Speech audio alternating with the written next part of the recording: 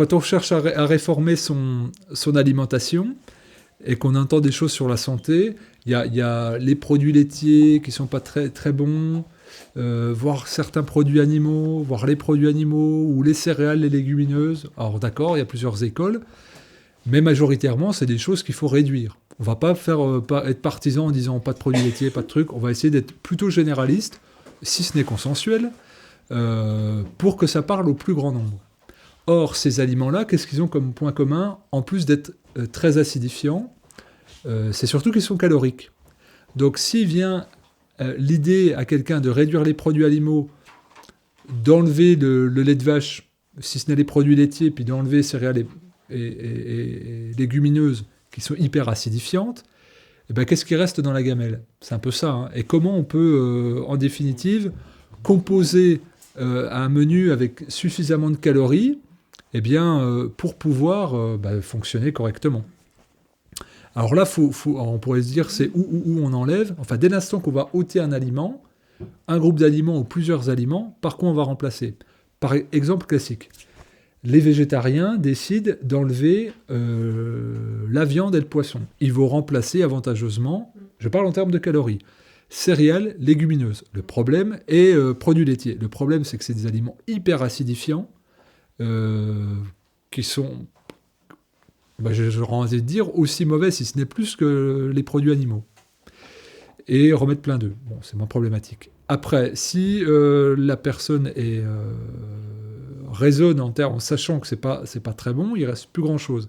Si la personne veut passer sur un régime paléo, elle va enlever les céréales légumineuses et une grande partie des produits laitiers. Enfin, il y a plusieurs régimes qui peuvent se trouver impactés par ce que je dis. Donc, en gros, quels sont les aliments caloriques? Alors, dans céréales, dans légumineuses, on va déjà voir qu'il faut qu'on parle de grains secs. Le grain sec est impropre à la consommation humaine, c'est plutôt l'apanage des rongeurs, des oiseaux, voilà, où il faut un jabot, un gésier pour digérer. On sait, Dr Hertog, donc c'est le leader de la médecine anti-âge, a démontré scientifiquement que ça provoquait l'usure prématurée des cellules et leur non-renouvellement. On sait aussi que c'est extrêmement acidifiant, c'est qu'il y a de l'acide phytique. Voilà, on sait toutes ces choses-là. Donc ça fait un aliment qui est plus un aliment de famine et de subsistance. Mais lorsqu'on les fait tremper et germer, là on va plus en direction d'une plante. Et on se débarrasse de beaucoup d'antinutriments et on augmente la teneur en magnésium, en calcium, en potassium, qui sont trois minéraux extrêmement alcalinisants. Donc ça fait basculer, je dirais, ces graines-là sur des plantes. Idem pour les légumineuses. Donc que l'on prenne quelques céréales que ce soit, ou quelques légumineuses que ce soit, donc on peut déjà remettre un peu de calories avec les graines germées. Le problème, c'est qu'elles ont une cosse, ces graines-là, qui est quand même acidifiante. C'est-à-dire qu'on ne va pas pouvoir manger un gros volume de graines germées parce que pour l'estomac, ça peut être inconfortable. Mais on peut quand même si on décide d'enlever, de diminuer, d'atténuer sa consommation en céréales légumineuses, eh bien avoir quand même une petite partie qui est gardée sous forme de germination. Ça, c'est une chose. Que tremper. Alors, tremper et germer. Il faut aller jusqu'au germination. On va vraiment jusqu'à la germination. Donc après, c'est propre à chaque graine. Donc ça, vous trouvez des tableaux de valeur un peu pas partout. Tant de trempage, tant de germination, etc. Bon. Il y a un super livre de Ludmila de Bardot, qui est une naturopathe suissesse, qui a écrit vraiment la Bible des graines germées. Donc je crois que c'est le guide des graines germées. Pour moi, c'est le livre à avoir quand on fait des graines germées. Là, vous trouvez tout, les types de germoirs, tous les types de graines, les composantes, les temps de trempage, les temps de germination, etc., etc., etc. Donc là, il y a vraiment tout dedans. Et il aborde les céréales et les légumineuses. Et voilà, il y a de quoi faire. Et puis après, il y a Internet où vous trouvez ça pullule. Donc ça, c'est déjà un problème. On peut déjà garder un petit peu ça. Je dirais que les produits laitiers, pareil, on peut en prendre une petite quantité sous base de fermentation ou de kéfir. Donc là, pareil, c'est une portion congrue parce qu'on va transformer le lactose. Euh, les acides gras vont être moins problématiques. Il va rester le problème de la caséine, du lait de vache, mais ça va être plus assimilable. On en prendra quand même une petite quantité parce que pareil, qui dit fermentation dit acide lactique, donc dit acidification, mais c'est quelque chose qui sera quand même très digeste. Bon, c'est du bricolage tout ce que je dis là, mais c'est quand même des pistes que je me dois d'évoquer. On va rentrer plutôt dans le vif du sujet maintenant. Qu'est-ce qui est calorique?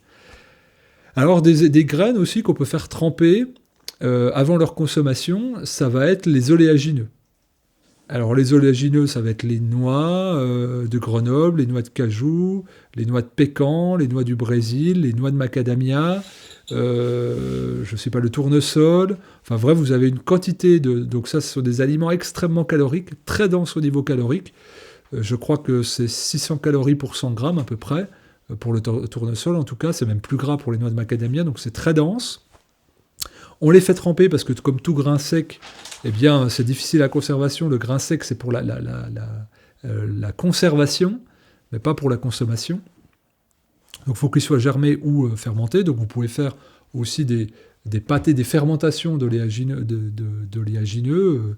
l'amande, enfin tout ce qu'on veut. Hein. Bon, il vaut mieux faire avec des choses locales, donc on va plutôt privilégier les noisettes et les noix de Grenoble si on habite en France métropolitaine, par exemple, et le tournesol, évidemment. Et là, c'est vraiment calorique. D'un point de vue calorique, on est très bien. En protéines, on est aux alentours de 10-15%. Sur les acides gras, on peut aller jusqu'à 30%, et on est quasiment sur 50% de glucides. Ça varie hein, d'une noix à l'autre, évidemment. Donc ça, c'est un bon recours. Mais attention, parce que c'est acidifiant. Tout le monde a déjà fait l'expérience des aftes avec les noix de Grenoble. À part les amandes trempées et les graines de tournesol, elles sont quasi toutes acidifiantes et parfois certainement très acidifiantes. Mais c'est un apport calorique qui est très rapide, donc même en consommant peu, on amène de la calorie. Vous allez avoir ensuite tout ce qui est gras et qui va être prédominant dans les régimes dits cétogènes ou paléo. Donc le gras, on va retrouver, là on pourrait mettre dans cette catégorie-là d'ailleurs les oléagineux, mais on va retrouver par exemple les avocats, on va retrouver les olives. En végétaux, il n'y en a pas beaucoup, puis après on pourrait citer quelques fruits exotiques qui sont gras aussi, jackfruit, durian, des choses comme ça, mais bon, ça on n'en a pas sous la main, donc ça ne sert pas à grand-chose d'en parler. Et puis après, selon la consommation qu'on va avoir, on peut faire rentrer aussi un peu de produits laitiers transformés, crus, bruts, biologiques, dans ces produits gras aussi. Et puis on peut se diriger ensuite vers si on consomme un peu de glucides, vers des aliments, je dirais, amidonnés. Plus ou moins, alors évidemment moins que plus. Qu'est-ce qu'on va trouver comme aliment amidonné? Les courges, là c'est la saison, donc ça c'est assez important au niveau calorique. On va retrouver le panais, on va retrouver aussi la patate douce, et puis un amylacé comme la châtaigne. Donc là on est sur un produit pour le coup de saison, hein, donc là qui est très, très nourrissant, très dense, qui est peu mucogène. Ça passe, et là pour le coup on a des calories. Donc typiquement les aliments d'hiver où on est vraiment sur des aliments plus terriens qui se conservent, plus denses parce qu'on refait de la réserve énergétique. Autant c'est des aliments aériens l'été on va consommer plus de verdure, plus de fruits. Autant c'est plus dense au niveau calorique l'hiver. Et donc ça sera assez facile à trouver l'hiver son équilibre calorique si on décide de mettre quand même une part de glucides dans sa consommation. Mais je dirais que si on enlève des produits animaux, ça va être compliqué. Si on enlève aussi en plus les glucides, il va rester les oléagineux, les avocats et les olives, à ma connaissance. Donc il va falloir se débrouiller avec ça, donc c'est pas facile. Et puis si on va vers les fruits au niveau densité calorique, eh bien on va retrouver évidemment la banane, qui est un amylacé aussi, toujours à manger mûr, évidemment.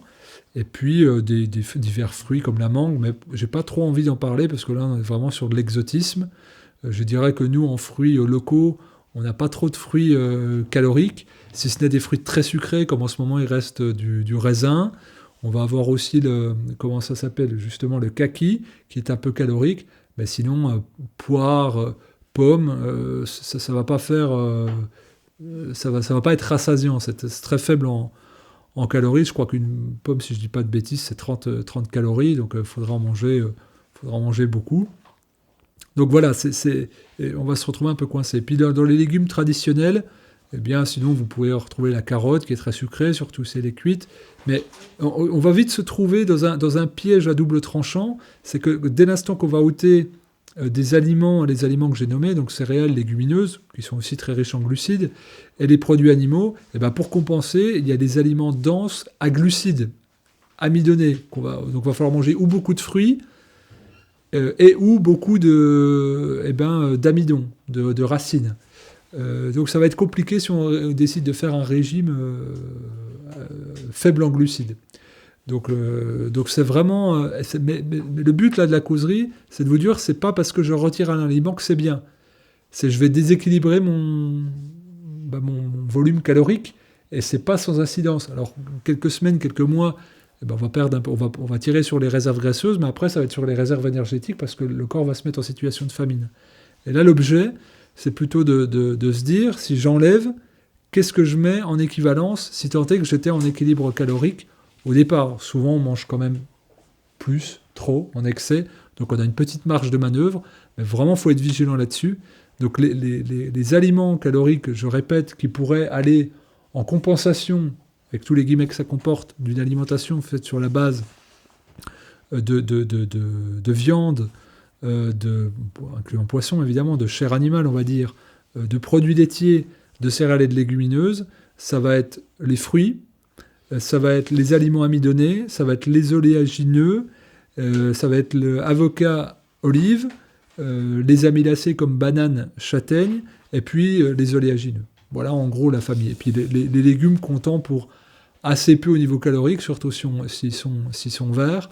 Donc on ne peut pas trop compter dessus pour s'apporter des calories. Surtout si on mange beaucoup cru, vu qu'on va conserver beaucoup d'eau, on va manger un gros volume d'eau. Si on cuit, évidemment, on va faire réduire ce volume d'eau, on mangera plus de quantité, mais on va perdre des nutriments. Enfin, c'est vraiment un équilibre à trouver selon les saisons, selon ce qu'on veut, puis selon un petit peu nos sensations du moment. Et c'est pour ça que le fait de rajouter des germinations peut être un palliatif transitoire intéressant, et que c'est pour ça que j'ai mentionné volontairement ça aussi comme les produits laitiers fermentés, pour que la transition alimentaire se fasse vraiment tranquillement.